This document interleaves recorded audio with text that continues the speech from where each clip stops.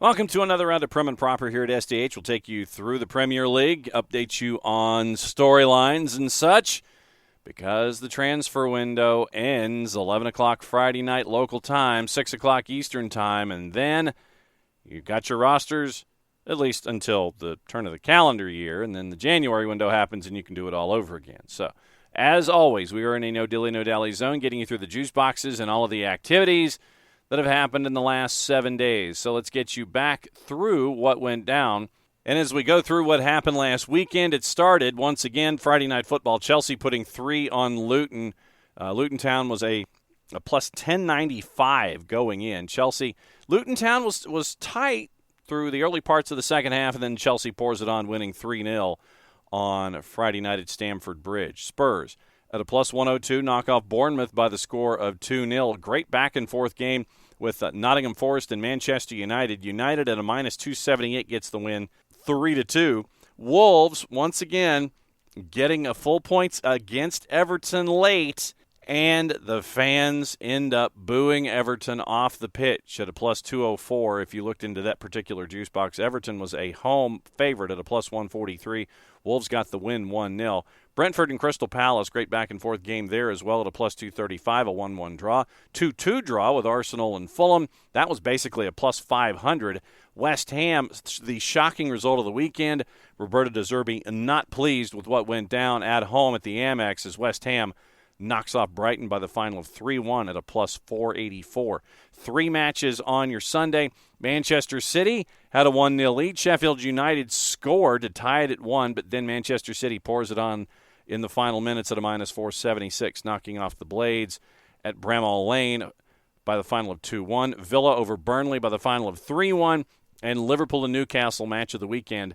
Liverpool wins at 2-1 at a plus 204. So that gets us through the standings and lines things up after match week number 3, except for Burnley and Luton, who had the match at Kenilworth Road postponed until a later date as they were still trying to construct the new stand at Kenilworth Road, dropping between 10 and 12 million, depending on who you talk to get everything squared away for Luton Town so they could be compatible with media and television coverage that is required by the Premier League. And so looking forward to the home opener at Luton Town. Burnley and Luton have 2 matches played. Everybody else has 3 as we head into match week number 4.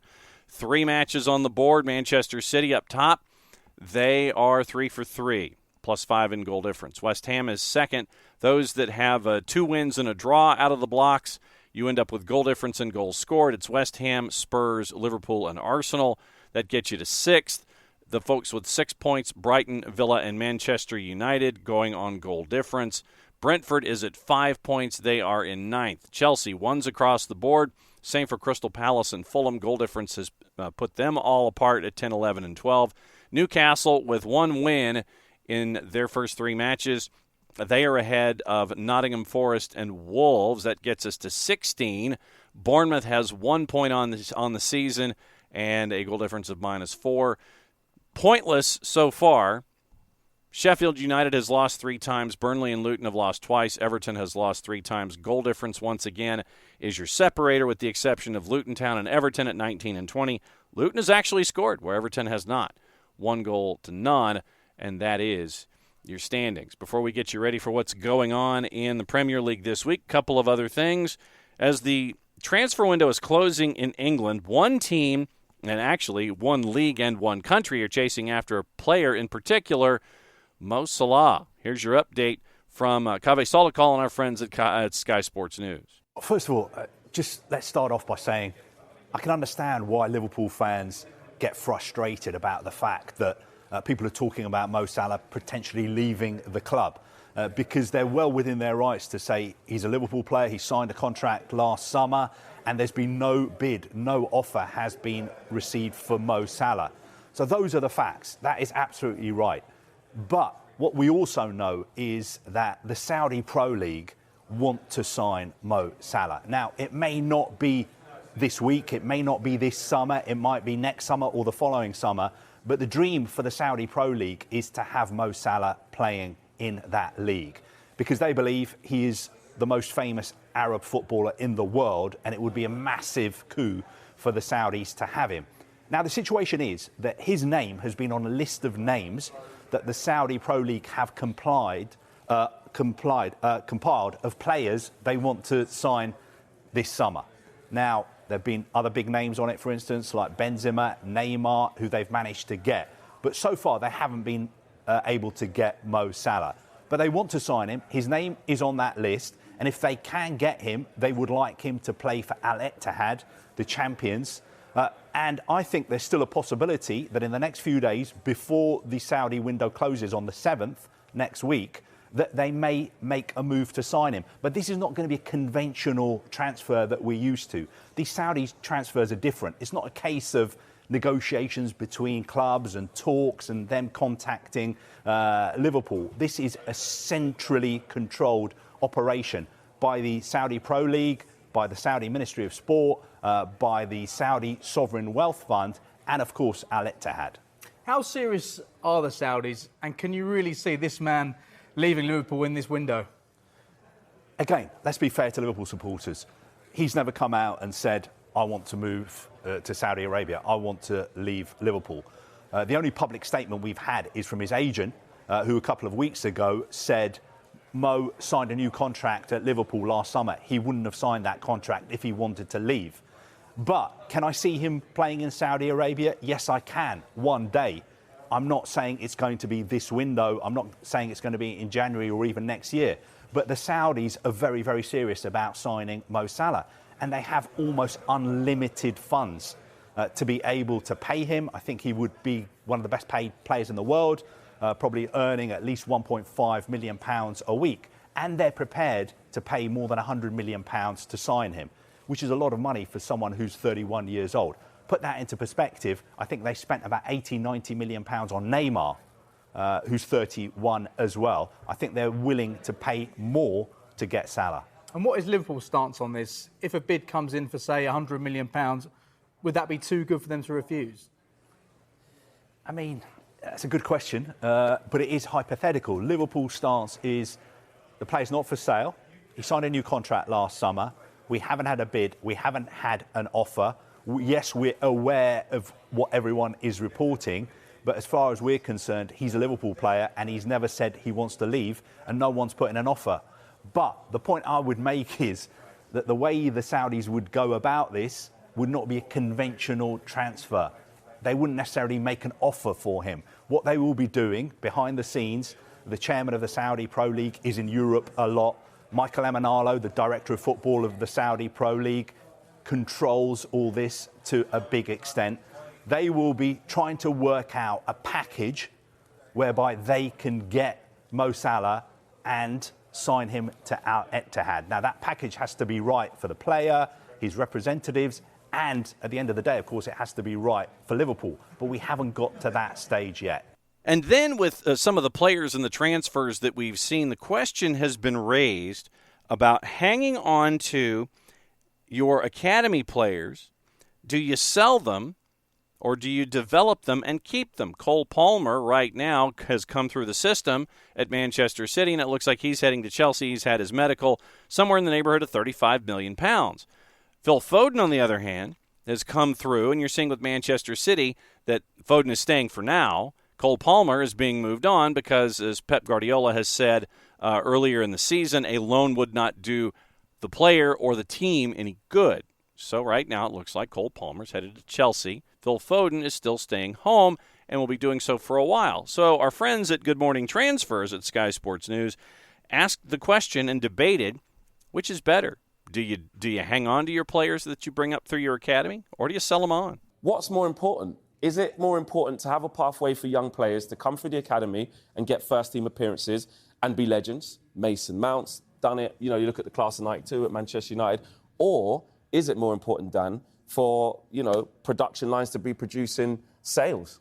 I think what you just said, you know, the class of '92 is a one-off. That kind of thing just doesn't happen. Every now and again there's a golden generation of players, but by and large, you don't see loads of players from the same crop come through and make it at their team. It just doesn't happen. You maybe have those exceptions like we've just spoken about, but generally, football is changing now.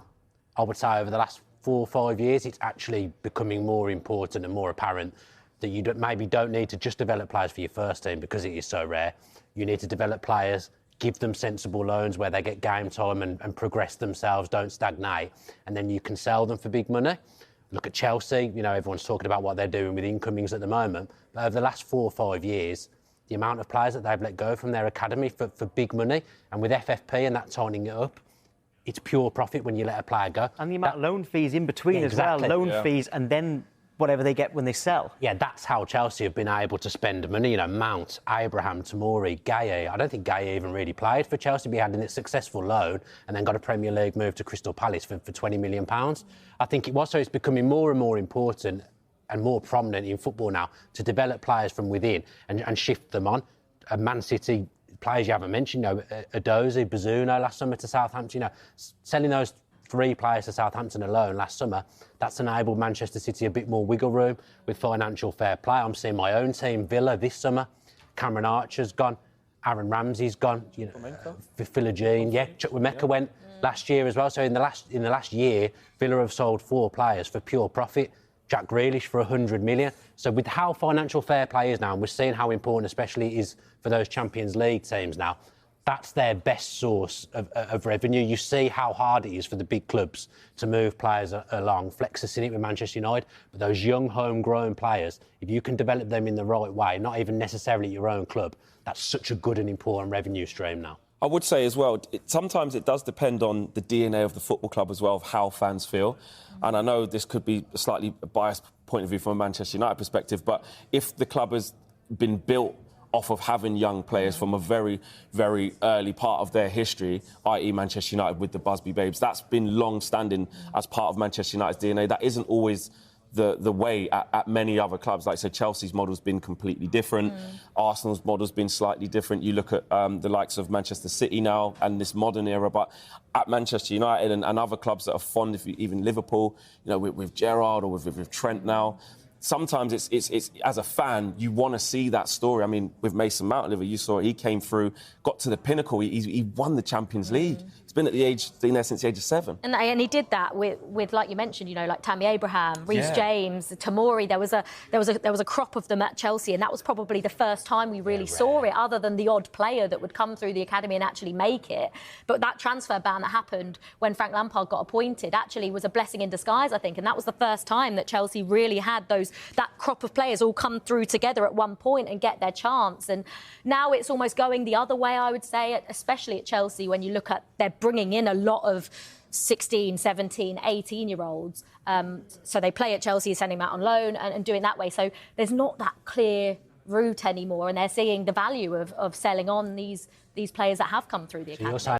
We also mentioned what's going on at Manchester City with the injury to Kevin De Bruyne, probably out until the first of the year, and the transaction for Mateus Nunes. Nunes held out with Wolves, and Manchester City is paying Wolves to bring in Mateus Nunes. So the value of Mateus Nunes from Sky Sports News. So we know Manchester City are looking for a creative midfielder after Kevin De Bruyne was ruled out for several months. Lucas Paquetá was an initial target, but their focus has now switched to a player with a slightly different profile to the Brazilian. Now, Nunes had an underwhelming first season at Wolves with just a single goal and an assist. But when you look at his stats from his last season in Portugal, which was by far the best campaign of his career, it tells you a huge amount about his strengths, especially when it comes to his dribbling ability. That season he formed a brilliant partnership with João Palhinha, who's now excelling for Fulham. He's got many strengths, but his trademark is his ability to take on midfielders and his ball-carrying ability. In that season, more dribbles than anybody else in the top Portuguese league, which is quite incredible for a central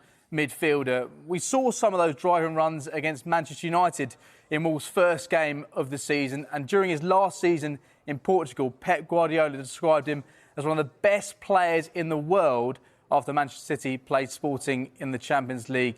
But from a Wolves perspective, after spending £38 million on him last summer, they struggled to find the best way to use him, not least because of the midfielders they already had at the club, the likes of João Moutinho and Ruben Neves. And when you look at where he's played for Wolves over his time there so far, you can see they've really struggled to find a position for him. 4 different managers, and he's played in even more positions, really. Steve Davis, he was an interim charge after Bruno Lage left before Julian Lopetegui came in. He admitted himself he found it difficult to know where to play him. So under Brulo, largely played in more central areas, and then Lopetegui came in, utilising more on the wings.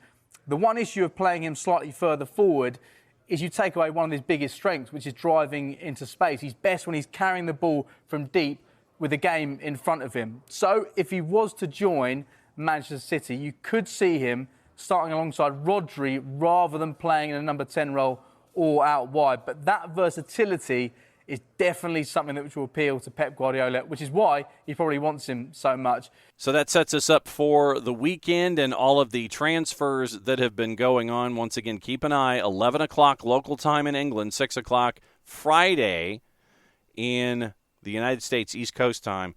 We'll let you know where things are standing with your teams and all of your transactions, who is going to make the moves and who is not. So 3 o'clock Friday afternoon, it's Friday Night Football at Kenilworth Road. You're open. West Ham and Luton Town. West Ham is a minus 125. Your draw is a plus 286. Luton Town is a plus 353. Early game, Saturday morning at 7:30. Bramall Lane, Sheffield United hosting Everton. Everton's favored at a plus 152. The Blades are a plus 202. Your draw is a plus 225. 10 o'clock matches, and you have your standard four. Brentford favored at home at a minus 135 hosting Bournemouth. Spurs on the road at Turf Moor, a minus 109 as they go and play Burnley. Chelsea, Nottingham Forest. Chelsea big favorite at a minus 256. Nottingham Forest basically north of plus 740. Draws north of plus 400. And Manchester City at a minus 588 hosting Fulham at the Etihad. Fulham is a plus 1573 as they figure out who's trying to be their new striker and their new talisman with Mitrovic moving on. Your 12:30 late game, Newcastle and Brighton. Juiceboxers, they've thrown a blanket over the whole thing. Both sides are a plus 156 in the composite, courtesy of our friends at Odds Portal, and your draw is a plus 290. 3 matches on your Sunday, September 3rd, leading into the international break. It is 9 o'clock, Crystal Palace and Wolves. Palace favored at a minus 104 at Selhurst Park. Liverpool a minus 147 hosting Villa at Anfield. And Arsenal at the Emirates is a minus 128 for your late game on Sunday hosting Manchester United. Then there's an international break and everything picks back up again on the 16th. So that is your rundown of what's going on in the Premier League. Enjoy the matchups. There's a lot of them. And we'll get to see what happens at Kenilworth Road. Really looking forward to seeing that one. There's a great write-up in The Athletic for those of you that have that subscription about what it's been like for Luton. And if you've never been to a match at Kenilworth Road, what the experience is like for those who have gone and what it's like for those who are there. So that is your rundown of everything going on in the Premier League, getting you ready for match week number 4 or 3. And enjoy the matchups, and we'll catch up with you again next week for another round of Prem and Proper as teams have finished either 3 or 4 matches. For everybody here at SDH, I'm just John. Thanks for hanging out with us for another round of Prem and Proper. Play it safe, everybody. Enjoy the games.